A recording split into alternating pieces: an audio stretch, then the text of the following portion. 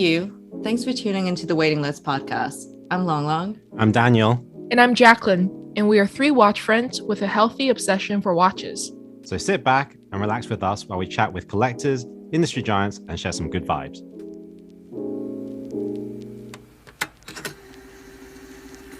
Welcome to the pod, guys. And today we have one of those episodes where it's just the three of us on the show. So a real chill out session. I think we've been talking for an hour at least before, an hour and 20 minutes before we even recorded. It's been a while since we've done one of these. And we've recorded a lot of episodes since we did one of these. So I think a good place to start is, what do you think has been one of the memorable moments for you on the podcast? So to help you out with this answer, it could be a particular guest, a particular moment within the recording itself, or a particular episode. And we will go to Jack first. I think what's really memorable for me is like the guests that we've had on recently. And I think, before we used to talk with a lot of collectors, but then recently, we kind of had a lot of interesting conversations with industry people. So I really enjoyed, maybe like by the time this releases, I really enjoyed the Thomas Perazzi episodes talking about the upcoming auctions. And also having, people like John Reardon on and hearing that story. That was amazing. That left a really great impression on me. And also Eric Koo. So like hearing the more industry side of things. So that's something I'm also looking forward to doing when we move forward, I think. Okay. Yeah. And you, Long Long?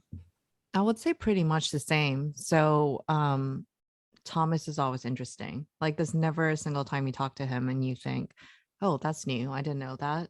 So Thomas, John, Eric, even going back to like James Wren, just anything that I have very little knowledge on, and where you like, well, we don't look at the time really when we record, but obviously when you hit an hour, we're kind of aware like, okay, it's been an hour.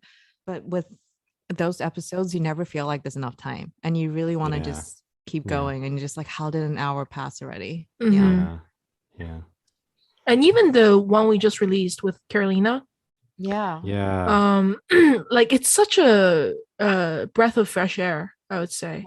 Yeah. Because actually talking with someone who, isn't involved within the industry, but like her business is within the luxury industry, like getting that new perspective. And then when she went on to talking about like her story with the Royal Oak, how she noticed on that woman, and then which led to her, ultimate like collaboration with AP, and that they still have the frosted models. I thought it happened very organically, and it was really nice to listen to, and probably something that our audience, who even if they're familiar with AP, didn't know the story behind the scenes. So I thought that was really nice. Yeah, and with that particular episode, man, what a true creative, right? I know. That mind, how that mind works, how that, and it's not just the creative side. Because I think when you do anything creative, you also have to have that courage and that daring side to actually do it, right? And put like yourself a childish, like almost like a childlike naivety to approach things. Yeah. I remember after we recorded.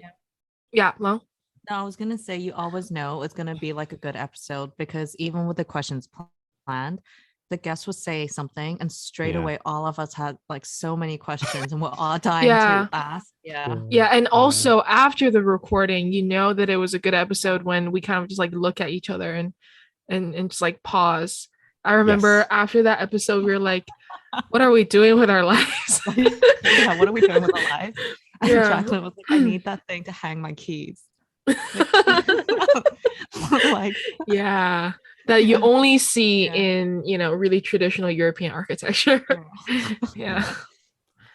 I would say for me, the memorable moments have been actually, listening back to the episodes, and I do go back to some and just see the progress, because we record episode after episode after episode, and it's kind of like done after we record it, right? But then when I compare one on the interview style, how relaxed we are, but also what I'm really proud of is the chemistry between us. It's a real genuine chemistry, and how we've always almost grown with the podcast ourselves. Yeah, For sure. so that has been a really memorable moment for me. And then going on towards that is we actually conducted surveys, right? Like with some of the audience. And it was the first time that we had a conversation. Well, I had a conversation with people that weren't you. Because when we talk about the podcast, it's always just me and you guys, right? Just on the podcast and recording. But then to hear like who was listening to the podcast and hearing how, they've listened to like maybe 100 hours of us by now. Yeah. And for somebody to say, oh yeah, I listened to some episodes like 2 or 3 times, I was like, what? And then like to mention, to pull something out of a particular episode, which I kind of recall saying, but then them to say it back to me, I was like, oh my God, you did actually listen. Right? I know. Yeah. I'm so glad we did the markets surveys, because I think if today we were movie stars or TV stars, you can physically see that, hey, you have fans. Like you see them. But with this, you always think, is it true? Like, are the figures real? But then to see the person telling you, like, I actually listen, you're like, whoa, it's real. Yeah. Yeah. And how also part of the podcast is incorporated in their life. I was Yeah. just to actually see somebody really into it. I think that was a watershed moment, a bit like, oh my God, because it's like Long said, we just see the numbers. You don't have any personality or anything behind that. So I would say those are my memorable moments. But moving on to the next thing, I'm going to hold you down to this. Right. What has been your favorite episode since the last time I asked you this question? So again, we'll start off with Jacqueline. I didn't prep for this, right? I didn't prep as well because I wanted to be like at like that really, point, yeah. in this moment, like what I remember. Okay. One of my favorite episodes was with Lydia. Even though I was like under the influence, but I remember like, okay, going into the episode, like I was a little bit nervous because she has so much to share, right? So I was scared that I could overwhelm myself and not be able to let her share what she wanted to. But I think just the whole vibe of it all, like I think we were on the same wavelength, all 4 of us, and that like made it pretty memorable. Also John's 2 episode, I thought those are very enjoyable as well. I remember okay, now I'm thinking maybe it's because at the time we record these things, right? Because Lydia, we recorded at like very late for me. And then John, we recorded very early for me. Yeah. So it's like, okay, I'm kind of, on it, I'm kind of off it, but then you just get into the zone and then you kind of get involved and you melt into the entire atmosphere. And it was just really nice and like kind of like a warming sensation to talk. So okay. Yeah. And Long? I want to say, I know because we keep plugging John's episode, but John's episode was one of those, like exactly what Jacqueline said. And I think people they can't see, because they can't see us like in our faces when we're doing it, right? But if they could just see like the way we laughed, it was just, I just remember there were moments I laughed until like I couldn't even open my eyes. Like I just thought it was so funny, right? Yeah. And at the end of everything, like when we're done recording, I always think to myself, like, oh my God, like, how did something that started off as, I wouldn't say a joke, but just like, let's just try a podcast, turn into me getting to speak to people that I would never have the guts to speak to outside of the podcast. But then for me to have a chance to ask everything I want to ask, and then but then still connect with someone that I think in any other part of my life, like there was no chance that I would have crossed paths with this guy. And to connect like that, I just think it's like so magical. I Yeah, think I've he started to think that. also, yeah, I think he also made it easy for us to connect Yeah. with him. But it's not something that he did purposefully, obviously not, but he's just full of stories, right? Like I remember when he told us about that lady in the manufacturer, like I actually genuinely teared up a little. And it's not just the way he said it, but it was the context and our emotional state and his. And then you kind of just picture it and envision it by yourself. You're like, oh, that's really touching, or that's really sad. But yeah, it made me more appreciative of what we have. But Yeah, also when you I talk would. to these people, don't you feel like, okay, like Caroline and Abuchi, we end and we're like, what are we doing with our lives? So John was also one of those, like, what am I doing with my life? Yeah. I think I would echo what Long Long said, where we started on the podcast and where it is now. Everything's been a bit of a journey, and I'm interested and excited to see, as this keeps snowballing, who do we really get to interview if we keep doing this, right? Because again, there are people that that we are due to interview that I'm like, oh my god, I would even if I met you, the conversation would be like 5 minutes. Even if I were to sit dinner with you, there'd be enough people trying to get your attention, right?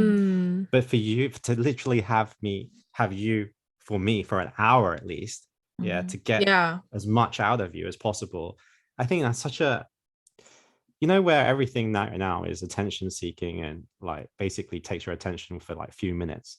To have that, it's actually really valuable, like in today's society, right? Of course, yeah. And for me, like going into obviously I came on at a much later date, but I mean, I still remember when I was first asked like if I want to try it out. I was like, what are you talking about? Like, I remember exactly where I was, by the way, Dan, when you asked me. Like, I remember it was on a phone call. I was in Wendy's house. We had just finished eating dinner, and then you called me, and then I went out. It was like in December or something, and then it was really cold. But then I was like, whoa, that's surprising. And then when I first came on, obviously I knew you guys before, but we've never like worked together. So I was like, yeah, it's something new. I can try it out, but I don't have the confidence. I don't know how to make it work, and I don't know if the team dynamic was gonna be like how it was gonna be. But just looking back at it now, like I rarely think about it, but now just thinking back at it, it's kind of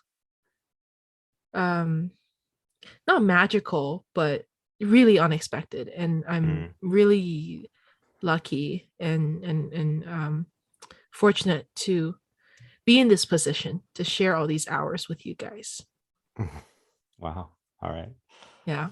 So I would say my favorite episode, it's always with somebody that I think I would like to emulate, right? Like where I get inspired to improve my life. So we get that feeling of what the fuck am I doing with my life? But that's, if that doesn't motivate you, then I don't know what will. And trust us when we say, we probably do feel like part of the audience sometimes, the way that some people talk and we're just listening. And I think that was with the case with Eric Koo. Like literally I was just there listening, and you guys even commented and said, I think that's the quietest Dan has ever been. So I was like, I'm just trying to absorb everything, right? To even see somebody functioning at that level of understanding watches to that kind of precision was like, how the fuck did he get to that level? How much has he felt and touched so that these things almost are ingrained in him? I thought that was amazing. But John was just a great interview. Like from an execution point of view, the way that kind of melted together, everything just worked. I thought beautiful execution. And actually the other day, right, I don't know why I came across the episode again, but I was listening to Horror Loop's episode, right, again in Hong Kong. And I was actually listening to the part where we did the pump pusher quick fire round. And we were talking about like, how the fuck did you get with Jasmine and shit? And that laughter, that genuine laughter, really takes me back to that time. So I don't know if the audience have that particular time where they laugh at a particular thing and they remember where they were laughing, but I remembered that exact moment, right? And like even Lon Long's face, and when we said like, did you use turntables to get her? You know, this kind of shit. It was so fucking funny at the time. So there were like golden moments in each episode. But yeah, John's is a really, really good one. That leads me like well on to the next question, which is, who surprised you as a guest? So not who was your favorite guest, because I think, you know, we've pretty much covered that, but who surprised you as a guest? So somebody you didn't expect to be like that, and yeah, just took you by surprise. Jack. Good question. I think who surprised me? That's a good question. I'm trying to think. Maybe okay. I wouldn't say I was surprised by this person, but when we interviewed Joe from Biaoist, Okay. Right. Yeah. His story, like I didn't expect for him. Okay, when I went into interviewing him, right, I didn't know his story. I thought he was long like into the watch collecting scene. So when he said that he's just started like in 2017 or something, and like his perspective that he brought on the collecting scene in Taipei, that kind of, you know, it wasn't what I expected. I thought he was, because he started Red Bar, you know. So I was like, wow, that you started Red Bar, you kind of like built this community, but you are also pretty new into it. So I kind of thought that was a nice thing to listen to. Like you actually, you know, did a lot of things for the local community. But now I just thought about it, like James, I think that was one of the most I read the interview questions, so I knew like where we were going into, but then just listening it from his own words, I think I remember I was very quiet for that episode. So it also made me think a lot, just listening and trying to picture what he went through. So yeah. Okay. And Long Long, do you have your answer yet? I would say two people. This might not make sense immediately, but I think okay, so one was Austin. I think it's okay, so obviously like I kind of knew him before we did the podcast, right? But I was almost 100% certain that he had prepped his answers. So I was like, okay, I don't know how much we can actually dig and get him to like tell the truth, right? So that was one. But I think Adrian, Bark and Jack, because I knew nothing about him. I watched his YouTube video and I thought, wow, this guy's funny, he's really smooth. So I thought it would be really rehearsed. But I think when he spoke about money and how his view on money, and then finding out that he was also someone that wanted to who valued like self-improvement, and then you could tell that he genuinely was interested in the Asian culture as well, like, especially having a wife from Hong Kong, right? And then the way he spoke about how he wanted to grow his channel, just a lot of that I just thought, whoa, it's very real. There was nothing about that episode that there's a lot of stuff he shouldn't and need to share, but he did it anyways. Yeah, I agree. He told us a lot about his business side of things too. Yeah.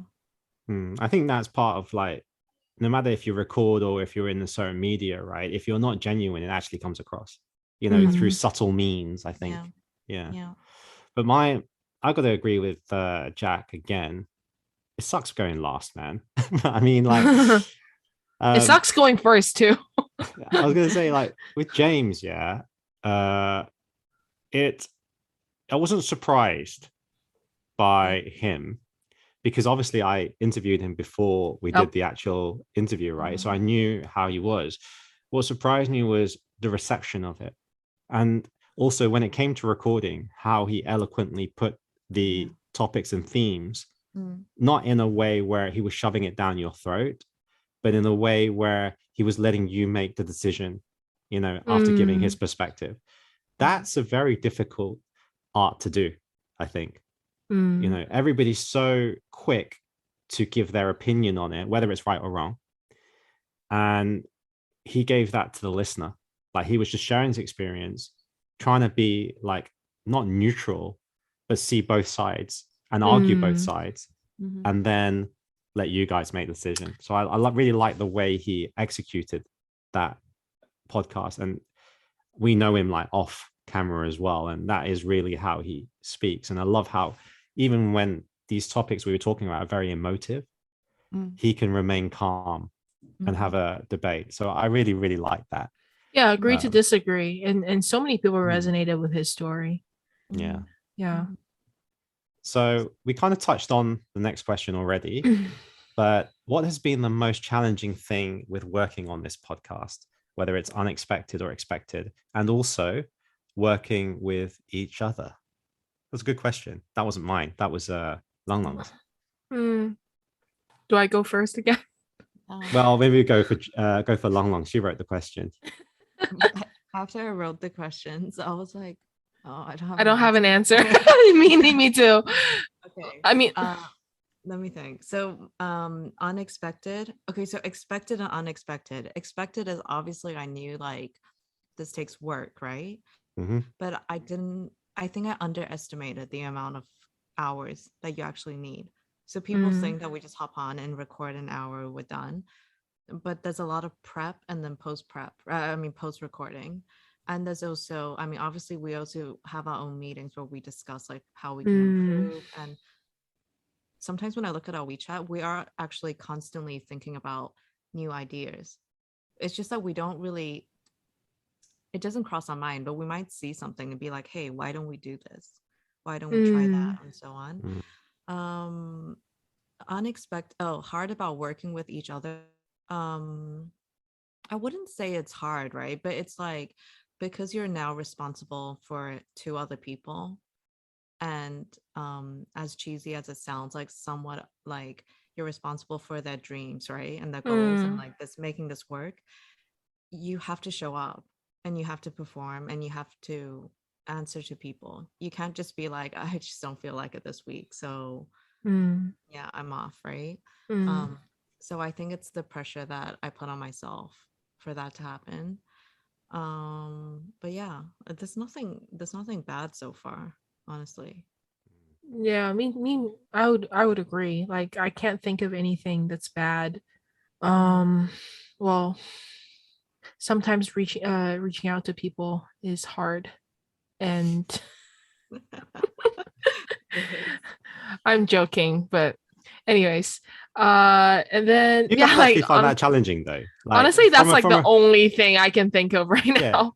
And it's not even it's not bad. Like, it's not difficult to reach out to people, because if I reach out to you, it's like, okay, we actually want you to come on because our listeners would love to hear your side of the story, or we think we would really vibe with each other. But maybe it's sometimes the way people work, it just doesn't, again, not on the same wavelength maybe sometimes. So there's a little bit of disappointment there, but we move on. And I'm very surprised by the people that have come on to our show and actually had a good time. I think we make an effort to, again, put on that responsibility to make it a good time for people. So it's not, that part is, because when you have to think of the questions and like actually takes time, but it's all very worth it. And working with each other, I can't think of anything that's bad. It's like working with friends. So like, even when we talk or have our weekly podcast meetings just between us, I think we are all aware that we're on the same page and we all want the best for the podcast. So it's very easy. It's something that you don't have to overthink at all. Okay, so I've had some time to think about this question, thankfully. right? Mm. And I would say, at the beginning of the podcast, something that was always on my mind is, what's the next podcast going to be? What's the next episode going to be? Right. And in that respect, I always felt the pressure of who's finding the next guest. How am I even going to find the next guest? Because, it is mostly, I would say 80% me that finds the guest. Right. And then I was always under that pressure, self-given pressure of that guest needs to be interesting. How am I going to make that interesting? Right. So then it moved on. Okay. One, from finding the guest to then thinking, how do I execute this interview that makes it interesting to, first of all, Jacqueline and Long Long, and then the rest of the people, that listen to this podcast. So I found that thing, and then challenging. And then I would say this was highlighted, I think, after Jack, you came onto the podcast, which was like the dynamic on the chemistry between everybody on the podcast. Like, not saying that the chemistry wasn't there with Alex, but because I think with Alex, the chemistry was still very good. Yeah. But when you came, it kind of just elevated, and almost in my mind, I thought, oh, this is the way it should be. This is it. Like, this is perfect right now. Right. And then the team chemistry just seemed to flow. And I thought, wow, so that kind of answers the working with each other thing. So those are my points. And that leads on to another question that I had prepared, which is also one that was by Long Long, which was, name one thing that you've learned about the other two hosts that you had previously not known. And trust me, that question alone has made me think about it in the shower. Like, after I set these questions up, I was like, that question, I was just thinking, oh, what is the answer to that? Right. So I think what you guys can say about me is very easy. You just learned something new yesterday. What? That you used to work at McDonald's? Yeah. I'm Yeah. shocked. Yeah. Best job ever, right, Long? Dude, I'm shocked. I'm so jealous. You don't have to keep unmuting your mic. I know you're making tea. Oh, yeah, but the kettle's about to be like going crazy. How many cups of tea do you guys see me make per episode? Every episode. That's something. I would say for Long Long, right? She just mentioned it, which was when we started the podcast, you're kind of like walking in the dark a little bit, right? And now you see things happening and things start snowballing and things come to fruition after you've put so much work into it. But I was never sure that Long Long would stick with it, if I'm being honest. Yeah. And that has been like the opposite of what I expected. Like, not only did she stick with it, but then to see her like get more passionate about it, because usually, right, with projects, it's the opposite way around. People like get super passionate about shit, yeah, and then they like they kind of wane off, right? But then with Long Long, it just was like, it just seems to make snowball into something more serious and stuff like that. Yeah, we're getting more and more passionate as we go. That's something for sure. Right, that answer might have come out really, really strange, because like these two, right, are on camera just messing around with their like hands and making silly signs, and it just throwing me off. So thanks to my supporting co-host for that. For Jack, it's not necessarily through the podcast, because I think when you came onto the podcast, we knew you to a level, but then now we know you a lot better, and how spontaneous and impulsive you are sometimes. Like when you just like not even put your mind to something, you can have something pop into your head and you're off to the races. Like you do the most random things, right? Where for the most part, 95% of the time, I wouldn't say you're super rational, because you're super smart. So you can think things through very quickly. But then sometimes I think, you didn't think that through at all. Right? You just went bang straight into it, right? And I think that is kind of, Yeah, something I didn't expect. Oh, so you expected me to be like super rational and No, calculate. everybody has an impulsive side, but your impulsive side is extreme. Like you go extreme levels where people wouldn't do that thing because it's actually a little bit either dangerous Crazy. or it's a bit crazy.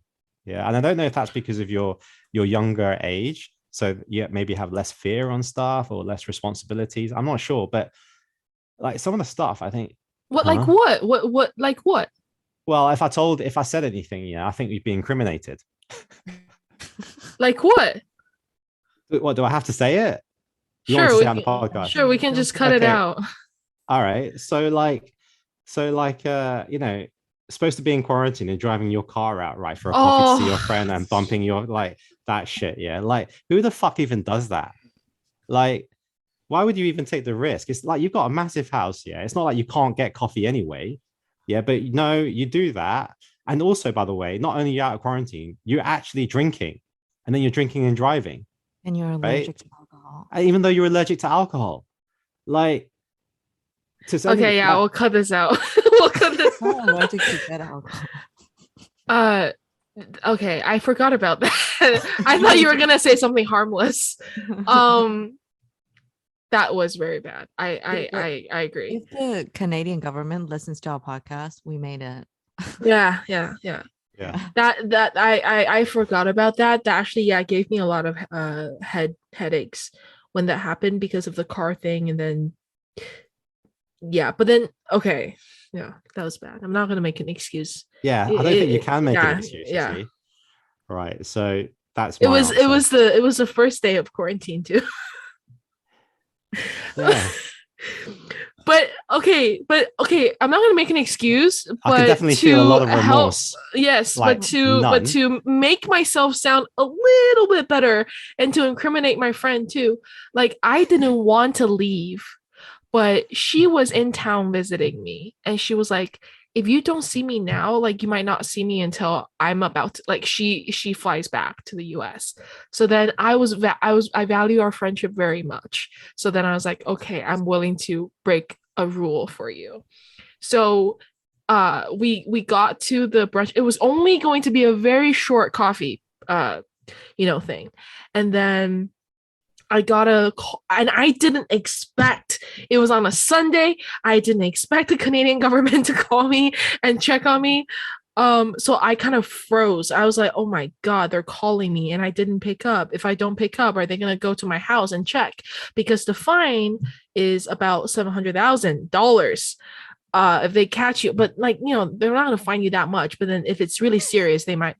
And then I was like, holy shit, like, I need to get out. Like, I need to go back. And then my friend, it's just a coffee. So then we go for coffee.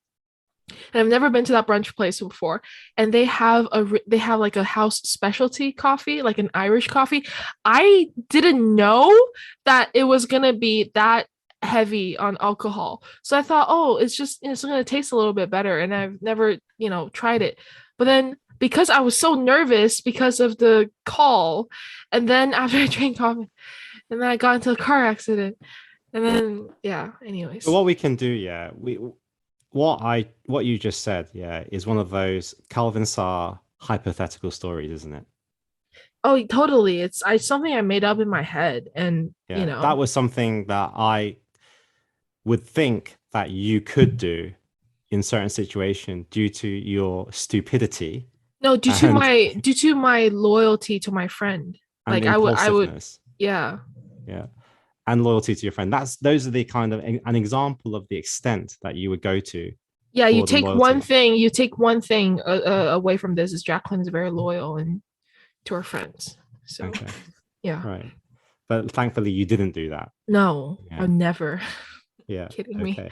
Right. So Jacqueline, you can somewhat get me back, but do you have an answer to the question? Okay, so something that surprised me about Long Long, actually I'll start with you first, Dan, is like, I've known you, so we're talking about like since we started the podcast, right? Mm-hmm. So like obviously I've known you guys before, but not to this extent. Mm-hmm. And I think for Dan is I've always knew that you're a very caring person, and you actually like make an effort to help your friends when they're in need, and make them feel better and cheer them up.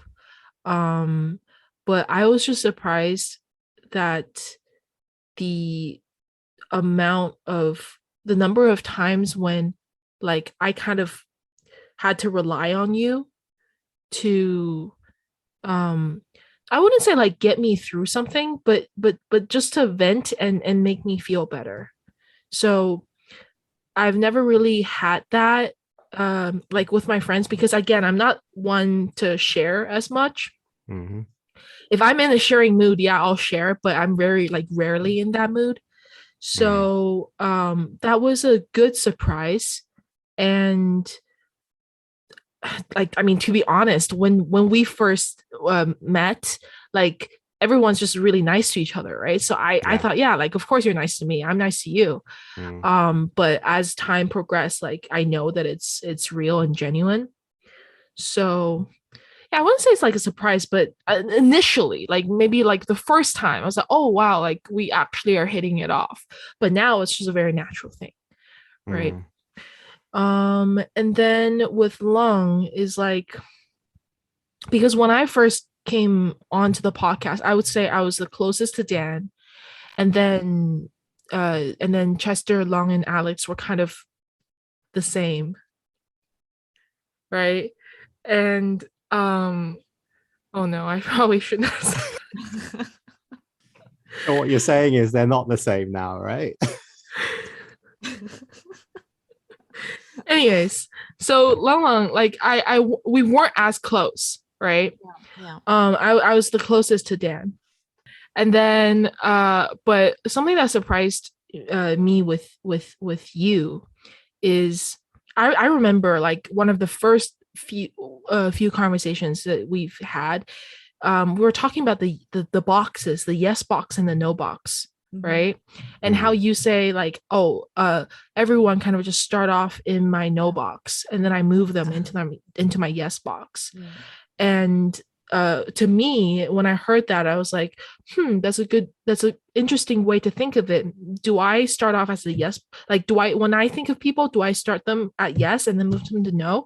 I'm not sure. But then I did wonder where I stood with you. So, and I think we kind of like took our time, and I mean, I don't know when I mean, I would assume that I'm in your yes box now, but like no. But there's a fake yes box. Yeah. It's a separate one that's like fake. Yeah.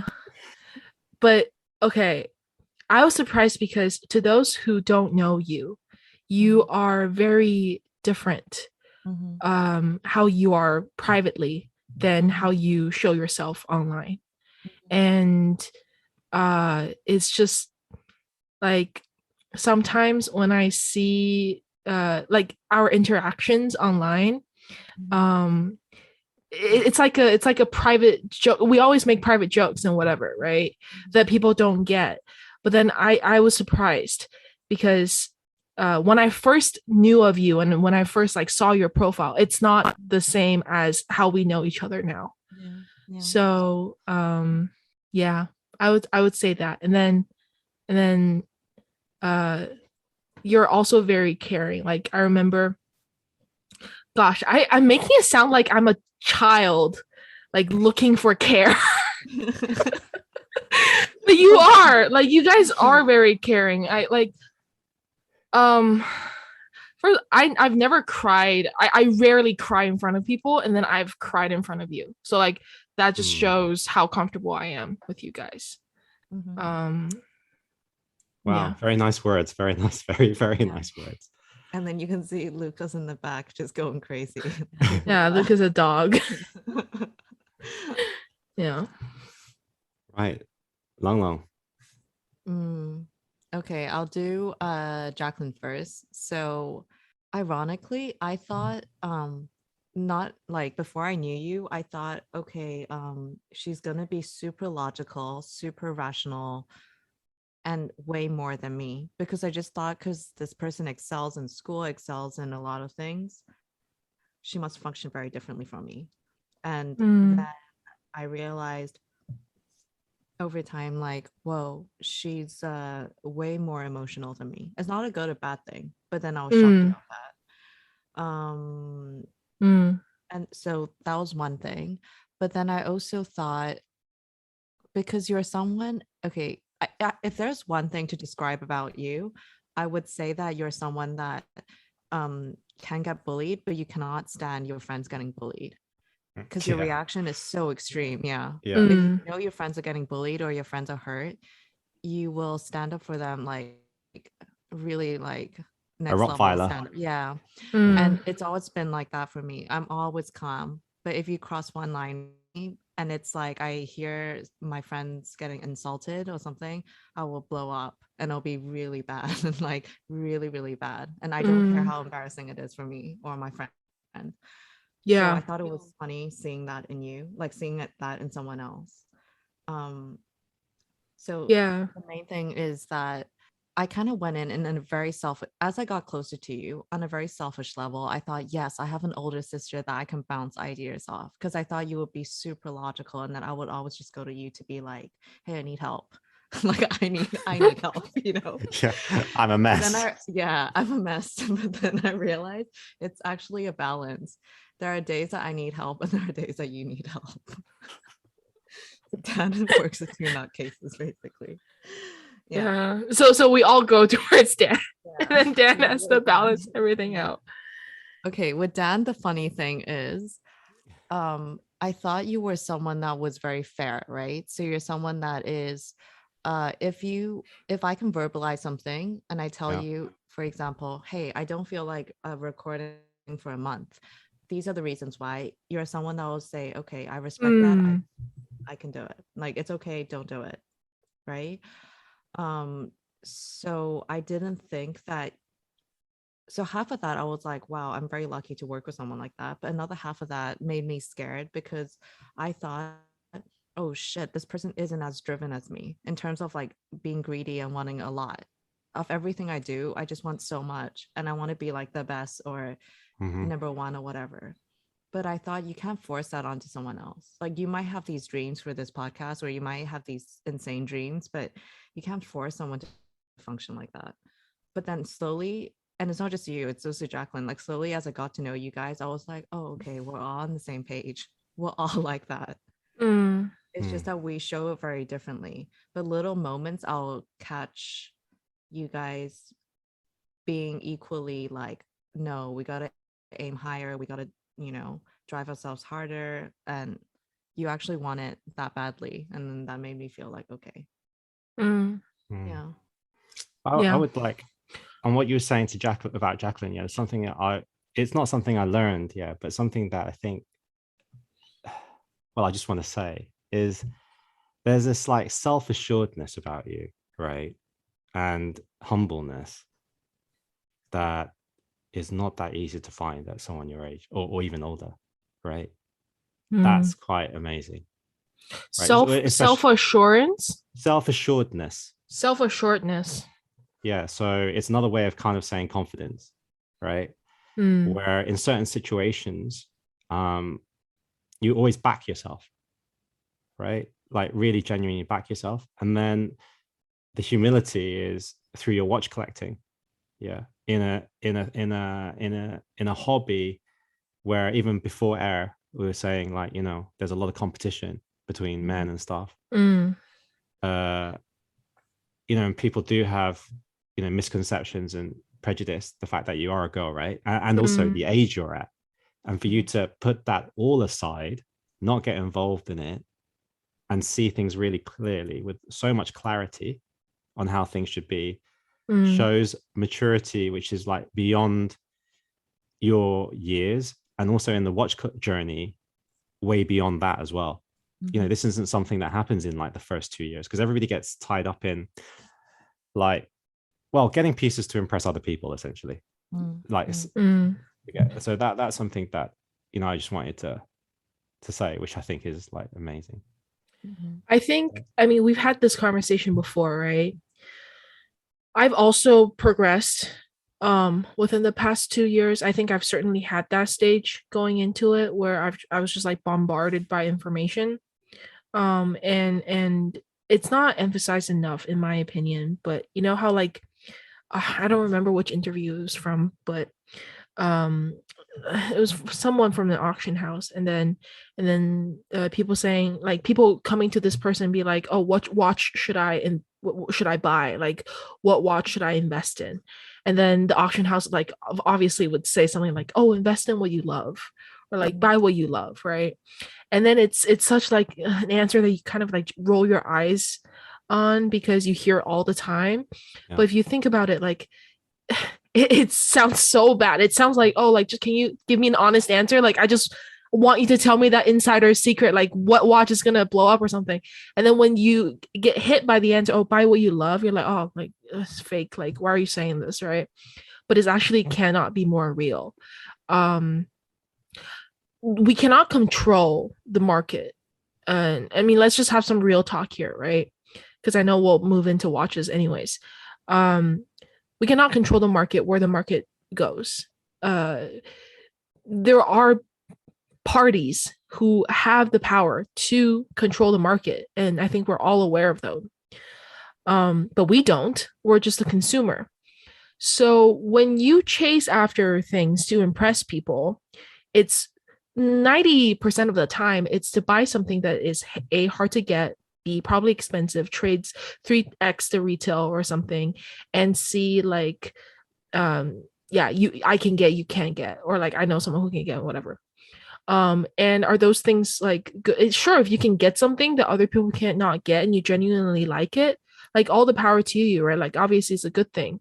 But now I've progressed to a stage where I think there is a lot more joy to be had when you find that thing, that piece that not many people know about.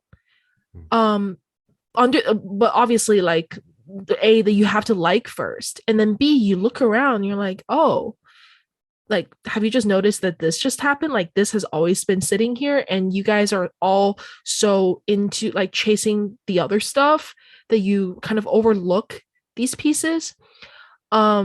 And if I get them, like, do I get approval from the like the steel, whatever steel watch people? I don't, because they're not after this. But do I need that? No, because again, I buy it because I actually like it, right? And then the second thing is, but you know, when I say this, people might think, oh, it's not the same, because if you like Nautilus, you genuinely like it, then I can still chase after it. Yeah, it's fine, like if you genuinely like it. But for me, it's like, say I chase after something, and then all of a sudden it starts picking up heat. I don't know how. Like, say with Cartier or something, I liked Cartier, and then all of a sudden it starts picking up heat. For me, it's kind of the exact reverse opposite. It's like when something goes out of my collection is almost when that thing has become so high in demand that I don't feel comfortable with it anymore. I think it changes the taste for me. So I think, like, when you say, yeah, I have a certain maturity towards watch collecting, I wouldn't say it's maturity.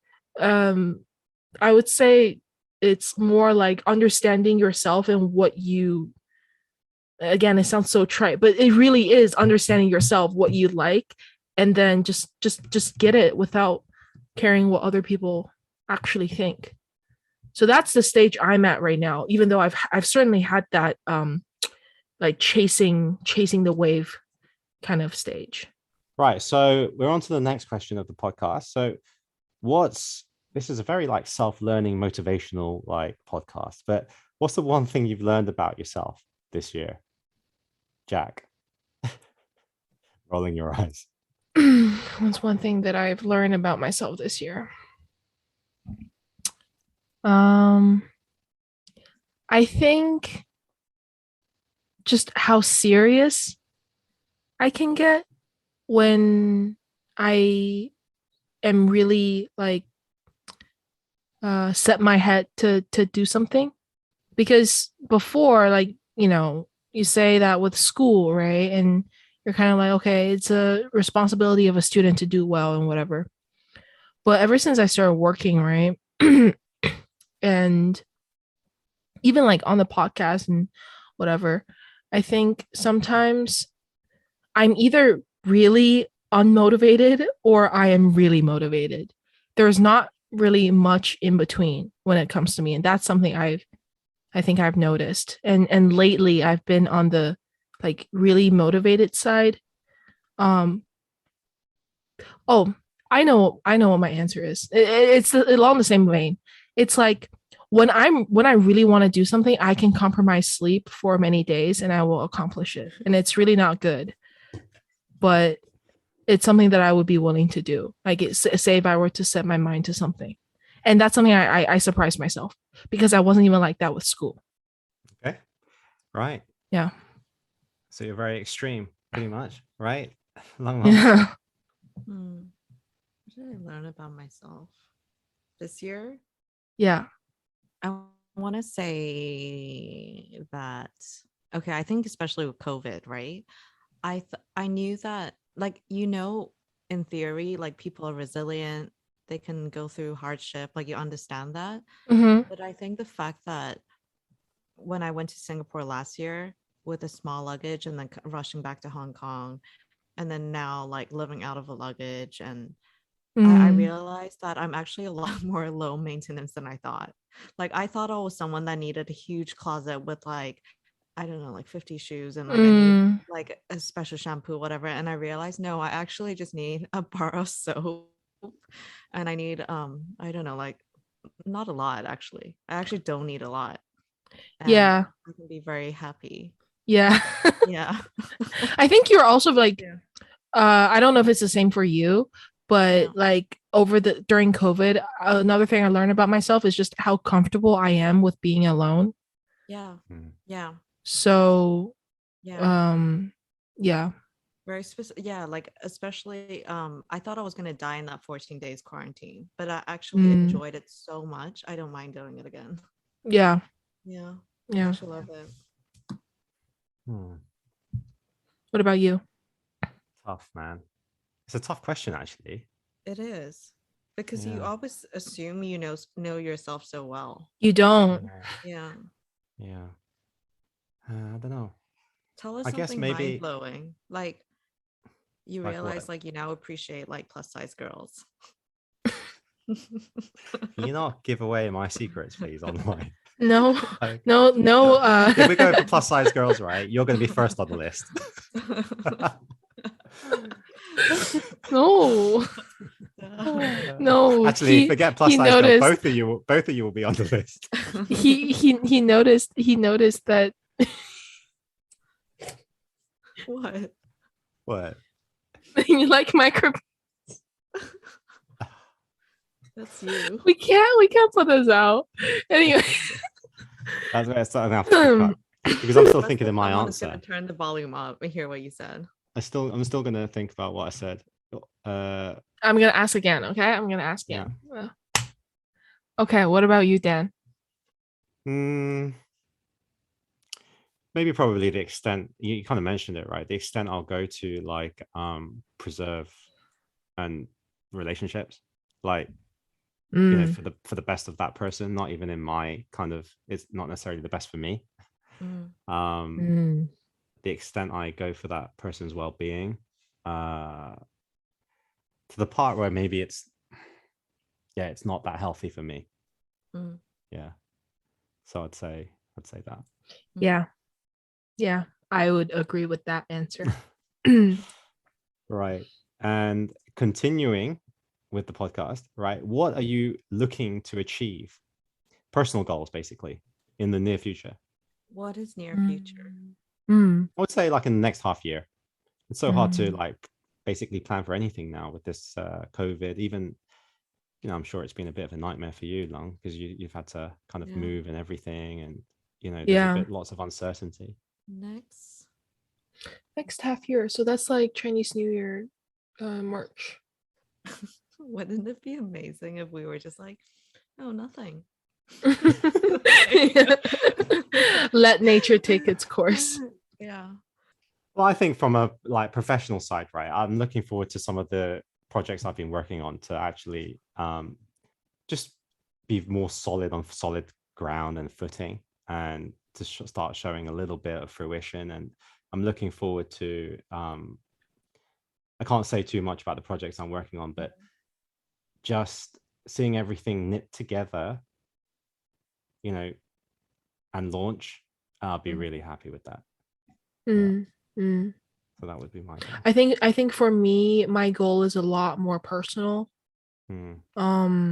It's, I mean, actually, when you again, I didn't prep all these questions, but when you asked that, like the first thing that popped into my head was I want to see my family. Yeah. Yeah. Personally, you know, it's been a very tough year for me. So It has, yeah. I'm looking for a very calm 6 months, and I've not been able to have that for the Don't come majority to of Hong this Kong. year. Don't come to Hong Kong. You won't have that. Yeah. I want to go to Hong Kong. I want to go to Hong Kong, see my family, and go to Hong Kong. Okay, Long. Okay, I think it doesn't sound like a big deal, but it's a big deal for me because I think I procrastinated a lot with wanting to box again, play golf, play tennis even, and a bunch of this stuff. And I think it was just about, because logically I just sign up and you start and then you start, right? But I was always putting it off because I knew, I mean, deep down, I know that it makes me uncomfortable doing stuff I'm not good at. This is why I always run, because I know I'm good at running. But then now I'm like, okay, this is, I think when I started last year in Singapore, I was just like, whatever, just do it. Do everything that makes you uncomfortable. And then before you know, it's another year passed. So I want to continue doing that and actually like progress and be good at it. Okay. Yeah. Right. We've got on the final question now before we go to a quick pump push around, which is never quick. But something that we haven't discussed much are books. So what is everyone reading? And what has been everybody's book of the year so far? So book of the year is so easy for me. The book I've actually just finished today was called The Spy and the Traitor. And it's a spy book, obviously. And I've never really read spy books. So it's kind of like my first kind of foray into that kind of genre. And I picked it from the Bill Gates kind of recommendation list, for 2021 or 2020, I can't remember. And so I started reading that, and I never appreciated that it was a true story until I was like 2/3 into it. Like how true it was. And then it suddenly hit me that it's like, oh my God, this is like really true. And the story itself really starts to accelerate 2/3 into the way of the story, where it's one of those where you can't really put it down, and you're like, whoa, I need to know what happens. Right? And I thought, whoa, that is an incredible story, like to have happened. So that's the book I've been reading. I'm also still reading Grand Complications, which Long gifted to us. I'm looking forward to finishing that. Book of the year. Well, the recent podcast, like Charlie Dunn asked me the same question, and I just couldn't put it down to like a single book. It's so easy for me. What is it? I have to say, what is book of the year. If I had to, lecture. The last lecture for you. But that was the first book that you read of the year. This year, I have my list, but it was the first book that I marked so many like tabs and gone back to reread. Wow. I'm so touched. I just thought such a good book. Like they should force everyone to read that in high school. Do you know what is great about that book? Yeah, it teaches a lot of very critical life lessons in somebody in a way that doesn't make it complicated. Like a younger person could read that and Yeah. it would still kind Yeah. of make sense to them. And they're Yeah. like, oh, you know, No, I'll because tell he you uses why. real life examples. It's right? because he wrote it for his children. Yeah. Yeah. So it's not like a book that goes really complicated, like does a lot of, says a lot of things that are hard to understand. It's very simple. It's very to the point. Mhm. And he wrote it for his children. That's what touched me when I first read it. Did you Like, tear up? Oh, I cried. I cried when I read that book. Yeah. London, did you? No. I mean, yes, actually towards the end. Yeah, the same. end. The Same. end. Yeah. Have you ever tried to like read that book and then go and watch the YouTube video? Oh my No, god. I know you told me to, but I was like, this is just gonna sign me up for like Fail. sadness. Yeah. Yes. So, well, I would say Range. If I had to pick a book. Yeah, you keep Like, saying it's on my to read list. yeah. I love books that change perspective. And that is one of those books. Yeah. I wouldn't put any fiction in there, although I enjoy fiction, but the ones that really hit home. Last Lecture I equally enjoyed.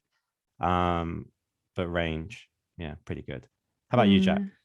I mean, to be honest, I haven't been reading a lot these past few months because all that I've been reading were like literary research articles for school.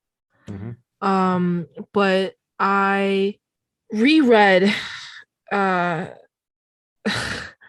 reread Charles Dickens' Tale of Two Cities at the beginning of this year. It was a book that I read for school.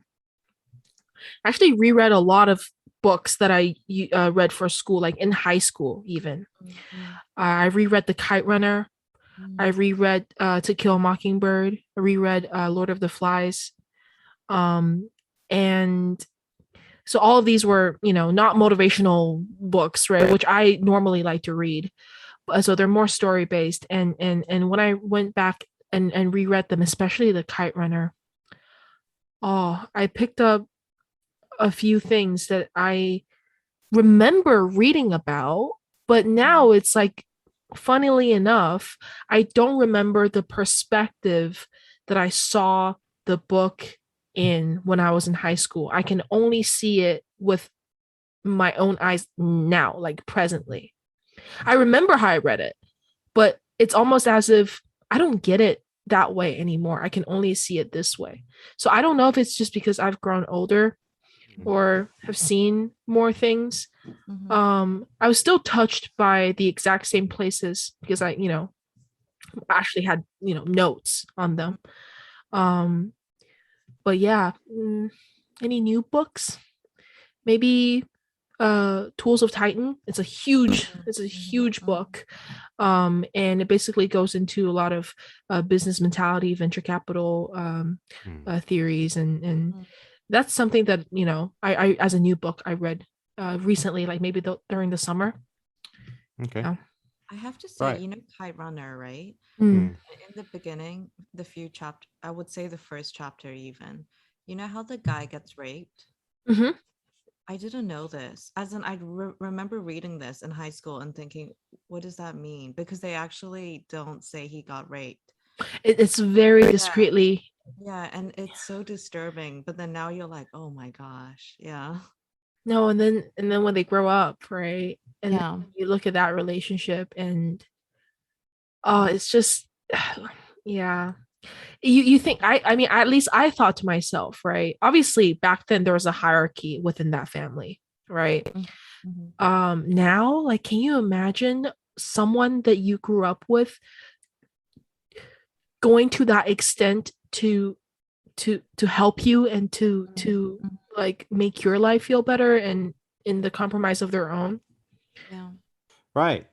Wow. That's quite an episode. So let's go straight to the pump push around. Okay. Right. Let's go Jack, Long, then me. Okay. Right. Number one, favorite restaurant ever. We've asked that so many times to people, right? I don't think we've even answered it ourselves. Favorite restaurant ever. If you don't say the restaurant you worked at.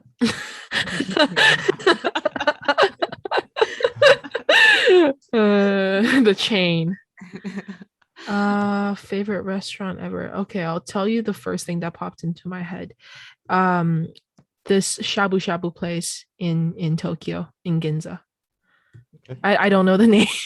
Sorry, I don't know the name, but it is in the Barney's building, and then you go onto the second floor, and then it's like it's the first thing that you see once the elevators open. Oh, so good. I love shabu shabu. Yeah, Mhm. that's Okay. yeah. All right, Long Long. I actually thought the same, but obviously everyone's like Shabu somewhere in Tokyo. shabu? No, mine Oh. is Osu Ginza. It's a tempura place. Oh, tempura. Yeah, and I just Yeah. Let's go. Let's go to Tokyo. Dan, you have to say something somewhere in Tokyo. No. I was actually gonna say this place, right? It's called Black Boys Inn, Mm. right? And it used to be like not that far from where I used to live in England. Mm. And it was kind of like a gastro pub, Mm. right? But it was in a beautiful building. And then when you came out and the parking lot, there was like fields. Yeah. Mhm. And the food like was good. You know, it was worth traveling for. It wasn't like Michelin style, but it's the memories I have with the people like, you know, went was mostly with every time I went was my family, right? Mm. And every time we had that sticky toffee pudding, that Mm. I remember everybody's face, everybody looking forward to it, everybody talking about it before they even finished the main course, right? Mm. And it's just that feeling of that restaurant, which and the thing was the owner, right, and his wife were really nice, man. Like, Mm. you know, that service was just Mm. amazing. Yeah. Can I Old quick couple. Yeah, and really nice. Can I add one question? Like, since we're Mm. already talking about food, what's something that you want to eat but haven't tried yet? Silence. Oh, I know my answer. Well, you go What first is then. that? What is that? Ganjang Gaejeon. I want to What go is to. that? I want soy marinated crab in Korea. Like Soya I've marinated had crab. that. I've had that, but Yeah. I've never had it in Korea. And I heard and I want to go during crab season, and I want to have that with a bowl of rice, and that's what I Yes, want. you take out the roll and you put it on the rice. So that's what I want, because I've had it before, but not any of the ones with roe. I've only had the meat. So I want the one with the roe, and then I want to mix it with the rice and eat it in a seaweed thing. Okay. That's what I want. Okay. All right. Long, do you have your answer? No. Okay. You've eaten everything. No. Because okay, I've got an answer. What is it? I can't remember what it is exactly, but I can describe it because there's actually a name for it. Yeah, but it's this type of chicken. Yeah, that is in Free Japan. range. No, it's not free range chicken, you idiot. Yeah, it's like it's this kind of like Mitsu something chicken. Yeah, in Japan, and it's like basically the Wagyu beef of chicken, right? So fat Oh, chicken. really? And So, I really yeah, want to fat have, chicken. and I really want to have that. Yeah, grilled. Oh Like, my god. Okay, I know. What so is it? good. Okay, I want to have the when they barbecue the pork in Hawaii, like they bury it up in like in the sand, and then they bake it, and then I just see them like, oh my god. Oh, I've had that. I've had that. It's I've had that in Tahiti. It's literally like you have to open up the ground, and then you have to roll it up, Yeah. and then you eat the little baby pig. Like, Right. So next one. What is the last watch photo in your photo album? Oh, mine is the JLC from yesterday. Which one? Which The Chelsea? one for the face. 10 complication one. Oh yeah, that's a piece. Mm-hmm. My photo today. What is it? It's it's a photo of an aeroplane that I took in the window because I was like, it's an aeroplane. So I took a photo of an aeroplane. It's a bird, it's Yeah. a plane. What is Yeah. mine? Oh, mine is this photo. It's Haldeman. Oh, okay. The hands are interesting. Central second. Central second. It's Yeah. got a really interesting, oh, that's too zoomed in, like movement. That's interesting. Yeah. Right. Next one. What shows are you watching on Netflix right now? Ooh. So Long Long's probably a 90-Day Fiance or something. No, that's not on Netflix, unfortunately. I'm watching Maid. This thing called Maid. Oh, it's the second top show in Canada because the first is Squid Game. You should watch it because I think I'm not sure how old she is, but I'm guessing she's around your age. And it's just so real. Like you're like, whoa. Really? Yeah. And it kind of makes you feel like my family isn't great. Mm. Like when you see other people's problems, you're like, oh, okay. Yeah. Yeah. Right. What's yours? I'm watching. Okay, I watched this yesterday, but like I didn't fall in love with it. I'm watching You season 3. Oh, I watched 1 and 2. Don't watch season 3. In my opinion, it's not worth it. I watched the first 2 episodes, and the speed is not the same. Because here's the thing: they can't just him move around and keep killing people, right? They can't. They have to settle down anyway. So now it's like them settling down, and then he has this fascination with the neighbor, and then the wife kills the neighbor, and they go into couples therapy. Like it's so different from the first 2 seasons. It didn't work for me. Okay. Right. Mm. Well, no, because I don't watch any shows on Netflix. Well, I don't watch any shows, full stop. So I haven't even. I couldn't even name one in the last 6 months or 8 months. Watch So What about 90 Day movies? Fiancé. movies, okay, movies. That to be honest, I really, really rarely watch movies too. But I definitely want to check out that new James Bond movie, which is coming out in China like later on in the month. Okay, Yeah. so I think I'm really looking forward to that. And then I just watched Fast and Furious, the latest one. Mm. Have you guys seen that? Nope. No, but I know everyone that's seen it told me they fell asleep. It's actually like, so this is great because I watched it at home, right? So I was like scrolling and I was on the movie, and it's great because it's literally action scene from action scene. Doesn't make sense. Don't even try for it to make sense, right? Like it's like the story doesn't hold at all, but it's just like a bit of comedy, something in the background. I kind of can watch it. So that was it. Yeah. All right. Right. Next one. We were saying very much nice things about each other early on in the podcast, but what's one habit you would change from your 2 co-hosts? Jacqueline's face is confused. Okay, well, yeah, your internet sucks shit. That's a great one. That's mine too. That is a good And one. then Jacqueline's face is always cut off in half. Is it still cut off? Okay, today it's not. But And yesterday wasn't cut off. UA's was cut off. And I was like, whoa, that is really cut off. Yeah, and I was like, what the fuck are you hiding? Like, why are you guys showing half your face? Yeah. I think that's really good, Long Long. I think we could leave it at that. Right. No, Next but what one. would you change about Long Long? What would I change about Long Long? Stop making coffee. No, it's not the coffee. The coffee is not the problem, right? It's before where she used to take gulps of water. You were like, gulp, gulp, right? And you'd hear it on the podcast. And it was like, sometimes it would be the most like inopportune moment, in the podcast, and you hear this gulp. So hungry because we record 10 to 12, right? Yeah. 10 to something, and I'm always like so hungry. Yeah. Okay, next. Right. So number 5, what's one thing you can't leave the house with that isn't your phone, keys, or watch? Oh, easy. AirPods. This is easy for me. AirPods. Oh yeah. For me, yeah, my Bose earphones. Can't leave. I go back for them. Like me too. Yeah. Right. Number 6. No, Long Long hasn't answered. Yeah, I thought AirPods. For sure. Oh, you said AirPods? Yeah. Okay. Yeah.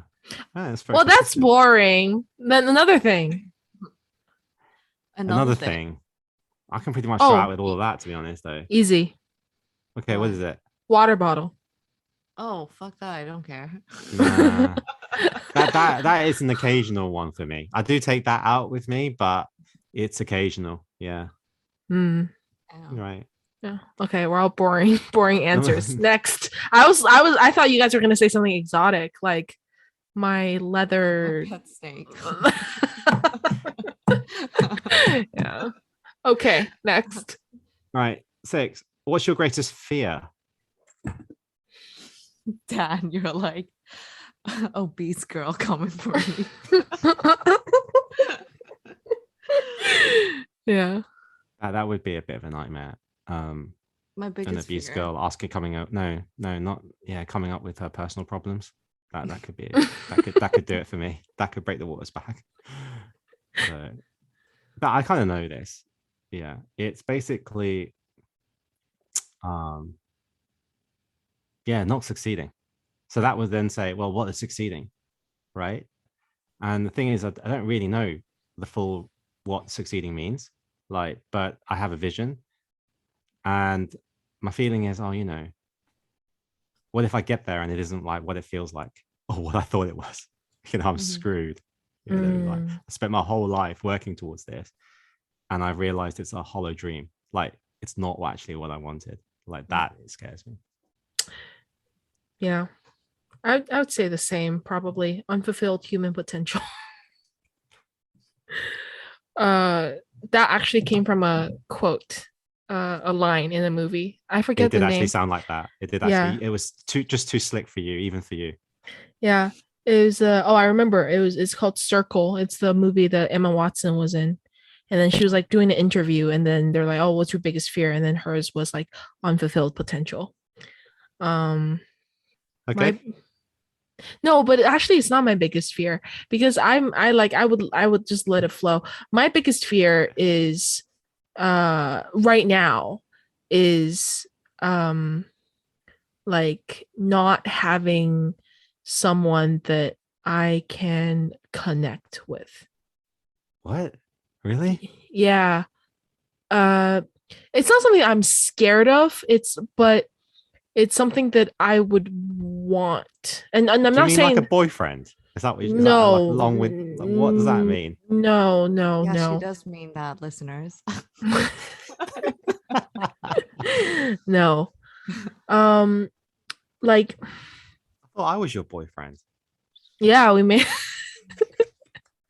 Okay, how do I say this? It's like I want to have someone who I can just say things to without considering the consequences.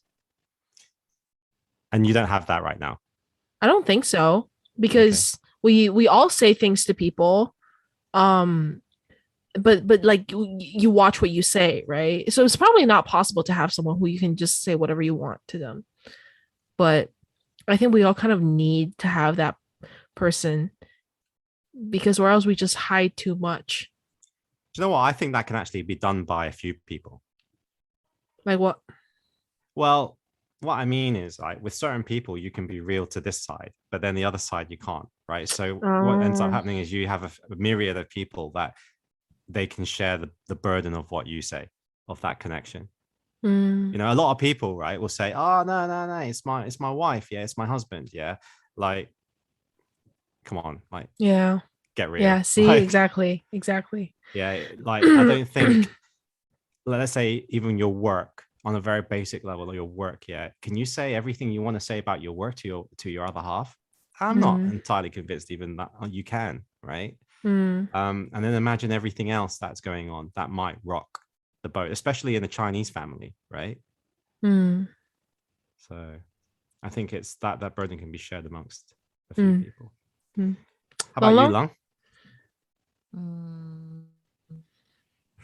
I think just not achieving enough by the time I pass away. Listen to us. Yeah. Workhorses. Just be happy. So the thing is, I've thought about that, right? Because it's basically a lot of the answers are the same here, yeah. But what drives you is that fear of not actually fulfilling your potential or getting to where you think you should be or where you could be, right? Yeah. So it means that, like, in essence, you're never satisfied. So you go to that place, right? And I don't think you would be satisfied. That's actually scary as well, You won't be satisfied. Yeah. That's the thing. Like, it's always you're looking for the next thing. You're always looking for the next thing. And then when you get it, suddenly it's not good enough anymore. So then you're always chasing the next thing. But that's nice. No. So when you're really old and you can just like whatever you're sitting in your wheelchair or your armchair, right? You're like, I had a good run. Yes, A good I life. agree. Yeah. I Yeah. agree. That would be something really shitty, Yeah. is looking back on your life and a wasted life. Yeah. Like I think you need to try. You need to give it your best shot. You can't leave with regrets. Oh, regrets a bit of a crap feeling. Mm-hmm. All right. I am hmm, I am most scared of, and this is something that I've always like had as a kid. I'm most scared of losing like uh memories. And it doesn't make any sense. I'll explain. Like I would often think, right, when we all die, the people that we've loved and met and the family that we've had, sure, you can be satisfied with that. But then where do all those memories go when you die? And it's as if you've never came to the world before and you've never really left a mark. And some people would argue you don't need to leave a mark because it's just the way the life is. But to me, whenever I had that um thought in my head, I would always, again, like on the achievement side, right, try to achieve and be successful and help other people enough that I can at least make some sort of mark on this world. But then at the same time, I'm scared that if I don't, it's as if, you've never existed, and but you know that you exist because of all the memories, right? And you know exactly what you've experienced. um I would always have this picture in my head, right? Like, you're, say if I'm lucky enough and I don't die via accident or whatever, and I actually die peacefully in a hospital bed, and I would hope that I die of old age and the people around me would be my family. But right now, say if I were to die at old age, my parents won't be there, my grandparents won't be there. So the people who are going to be there are probably, my family or my friends. But at this stage, they're like each figure on the side of my bed are in a shadow. There are people there, but I don't know who they are. So life is like slowly uncovering each shadow and revealing their faces, right? And when you're laying there, and I might be even thinking about this conversation we're having right now, and you're like, oh, now I finally know who those people are, and I can see their faces very clearly. I have a family, I have friends. And then the moment that you're gone, it's like all the tears you've shed and all the broken hearts and all the love and laughter you've had kind of just they're just gone. And I'm kind of scared of that because it's something that I would want to hold on to, but you just can't. It's So very philosophical. Yeah, but it's also really I've ironic. I think the complete opposite of you. I think your legacy isn't the stuff that you built, right? And I think everyone that you ever encounter, from having a coffee with, so I know it's not only about guys or girls, but let's say for girls, say I want to help girls, I will think every coffee meet I have with someone, whether it's fake or not, that's my legacy because you left them with something, whether it be good energy, bad energy, advice, whatever. You don't know how it impacts them. And then that in turn would change their life. And then it's a ripple effect, right? So it will change them in some ways. So I always think, okay, words are powerful. Everyone you interact with, that is your legacy. You just don't see the end product. And then everything else on the grand scale that you want to count and see, say build a school or pay for someone's tuition and so on, that's the stuff that drives you. That's your purpose in life. So we selfishly consume a lot, all three of us, right? And then we're in a privileged position to get an education. So what are you going to do with it? Then that's the stuff that you use to build something. But the rest of the time, that is your legacy. That is what you're leaving behind, how you touch people. You can't quantify that. Yeah. Yeah, you can't.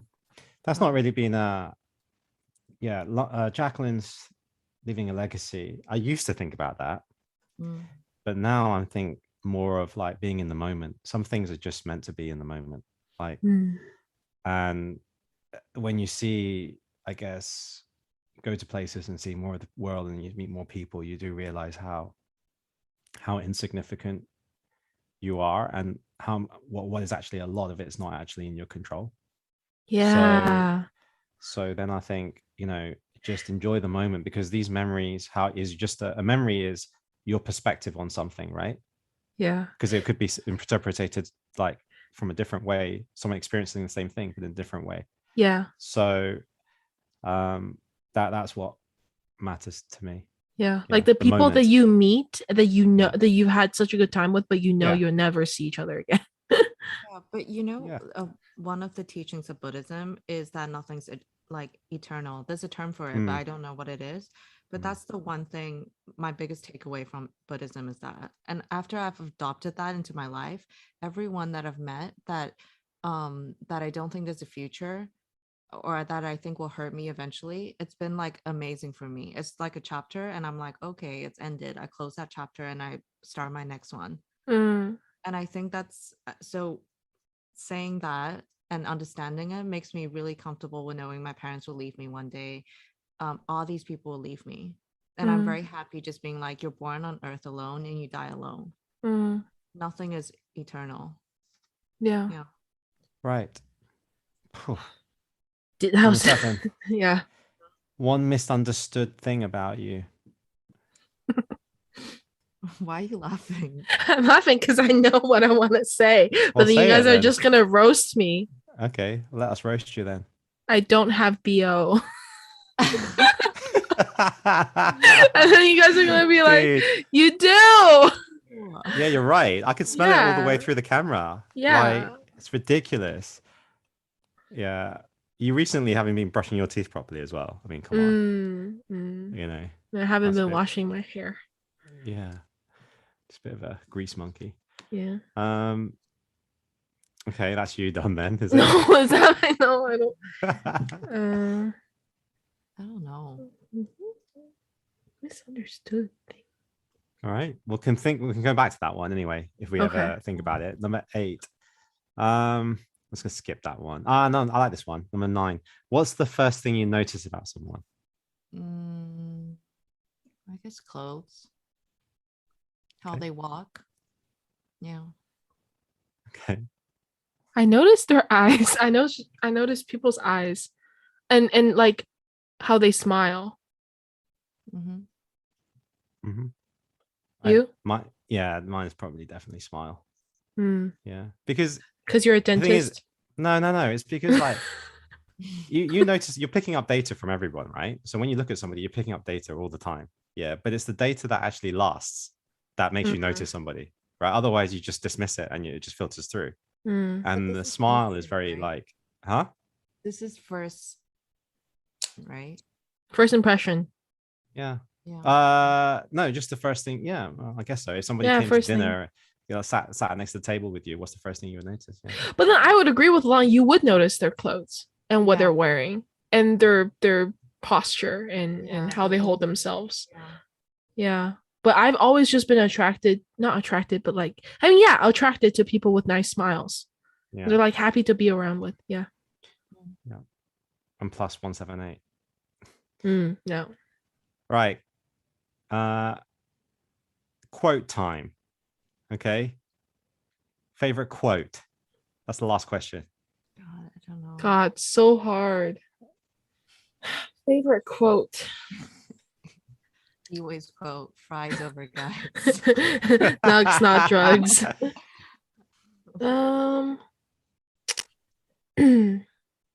I mean, oh my god. Like 好肉麻, like be someone better. What do people say? Like be a better version of yourself than yesterday. Something like that. That was convincing. Yeah, I don't have a quote. Same. Yeah. Right. Nugs, not drugs. Nugs, not drugs. Okay. And then Lungs is like fries before guys. Okay. You hoes over bros. Okay, leave it at that. Leave it at that. Right. That ends this episode. If you enjoyed it, please follow us at the Waiting List podcast and make sure you subscribe. If you really enjoyed it and you really want to support us, please leave a rating on whichever platform you're listening to. Okay, we'll see you on the next one. Bye. Bye. As always, thank you for listening to the Waiting List podcast. We hope you've enjoyed it as much as we have. And if you have any questions, Comments, or feedback, feel free to reach out to us at the Waiting List Podcast on Instagram or via our private accounts. we'll see you on the next one. Bye. bye.